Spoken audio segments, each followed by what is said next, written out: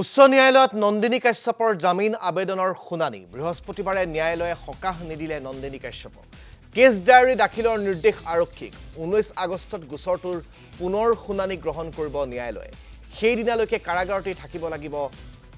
অভিনেত্ৰী নন্দিনী কাশ্যপ নন্দিনী কাশ্যপৰ অধিবক্তাই উচ্চ ন্যায়ালয়ত জামিন আবেদন দাখিল কৰিছিল আৰু সেই জামিন আবেদনৰ শুনানি গ্ৰহণ কৰি বৃহস্পতিবাৰে ন্যায়ালয়ে নন্দিনী কাশ্যপৰ জামিন মঞ্জুৰ নকৰিলে তাৰ পৰিৱৰ্তে আৰক্ষীক কেছ ডায়েৰী দাখিলৰ নিৰ্দেশ দিলে ন্যায়ালয়ে 19 আগষ্টত গোচৰটোৰ পুনৰ শুনানি গ্ৰহণ কৰিব বুলি জানিবলৈ দিছে ন্যায়ালয়ে গোটেই বিষয়টোৰ ওপৰত জানিবৰ বাবে আমাৰ সাংবাদিক যদুমণি শইকীয়াৰ সৈতে ফোনযোগে আমি সংযোগ স্থাপন কৰিছো যদুমণি শইকীয়া সৰ্বতো প্ৰকাৰে চেষ্টা কৰিও এতিয়ালৈকে জামিন লাভৰ পৰা বিফল হৈছে এগৰাকী নন্দিনী কাশ্যপ আৰু তাৰ পিছত এতিয়া আৰক্ষীক কেছ ডায়েৰী দাখিলৰ নিৰ্দেশ দিছে আৰক্ষীয়ে যদি শক্তিশালী কেছ ডায়েৰী দাখিল কৰে তেনেহলে হয়তো নন্দিনী কাশ্যপ আৰু কেইদিনমান বেছিকৈ তেওঁ কাৰাগাৰত থাকিব লগা হোৱাৰ সম্ভাৱনা আছে বুলি ভাবিব পাৰি নেকি হয় সাহেব ৰাজদীপ আসলে কথাটো এনেকুৱা যে তেওঁৰ নন্দিনী কাশ্যপৰ হিৰত কেইবাগৰাকীও শীৰ্ষ আৰক্ষী বিষয়া ৰাজনীতিবিদকে ধৰি ব্যৱসায়ীৰো আশীৰ্বাদ থকা বুলি যিটো গুজব চলিছিল তাৰ পৰৱৰ্তী সময়ত যেতিয়া সেই যুৱকজনক তেওঁ খুন্দিয়াই আহত কৰা যুৱকজন যেতিয়া পৰৱৰ্তী সময়ত মৃত্যু হৈছিল আৰু তাৰ পিছতেই তেওঁ গ্ৰেপ্তাৰ কৰা হৈছিল যোৱা 30 জুলাইত তেওঁ গ্ৰেপ্তাৰ কৰা হৈছিল আসলতে কৰিবলৈ বাধ্য হৈছিল অসম আৰক্ষী খুব প্ৰতিক্ৰিয়া সৃষ্টি হোৱাৰ পিছত যদিও ভবা হৈছিল যে নন্দিনী কাশ্যপ তেনেকৈ হাৰি যাব নেকি কিন্তু তেতিয়াৰ পৰা যোৱা 30 তাৰিখৰ পৰা আজিলৈকে কাৰাগাৰতেই আছে আজি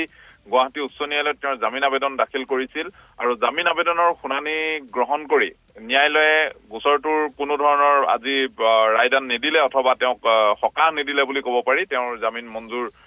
কৰা নকৰা বিষয়টো পৰৱৰ্তী সময়লৈ থাকিব আজি তেওঁৰ সেই সন্দৰ্ভত কোনো ধৰণৰ সকাহ নিদিলে আচলতে নন্দিনী কাশ্যপক আৰু গোটেই গোচৰটোৰ সন্দৰ্ভত অহা 19 তাৰিখে পুনৰ শুনানি গ্ৰহণ কৰিব ন্যায়ালয়ে আৰু সেই দিনৰ ভিতৰত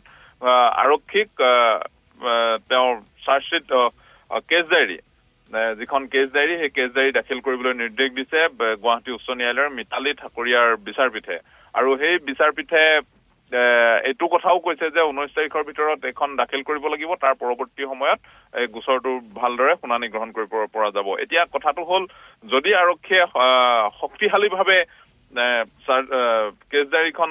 দাখিল কৰে তেওঁ যি কেছ ডায়েৰী আৰক্ষীয়ে দিব লাগে নিয়মানুৱৰ্তীভাৱে সেইভাৱে যদি দাখিল কৰে তেতিয়াহ'লে হয়তো কি পৰ্যায়লৈ পাব ঠিক নাই কিন্তু গোটেই বিষয়টো যিহেতু খুব চৰ্চাত আছে গতিকে সেই চৰ্চাত থকা কেন্দ্ৰ কৰি আৰক্ষীয়ে কেনেধৰণে কেছ ডায়েৰী দিয়ে সেইটোৰ ওপৰত গোটেই বিষয়টো নিৰ্ভৰ কৰিব আমি 19 তাৰিখলৈ এই বিষয়টোক লৈ অপেক্ষা কৰিব লাগিব কিন্তু আজিৰ তাৰিখত এটা কথা সত্য যে আৰু 12 দিন নন্দিনী কাশ্যপ কাৰাগাৰত থাকিব লাগিব তাৰ আগতে তেওঁ কাৰাগাৰৰ পৰা ওলাব নোৱাৰে এই কথাটো সত্য জ্ঞাপন কৰিছো যদুমণি শইকীয়া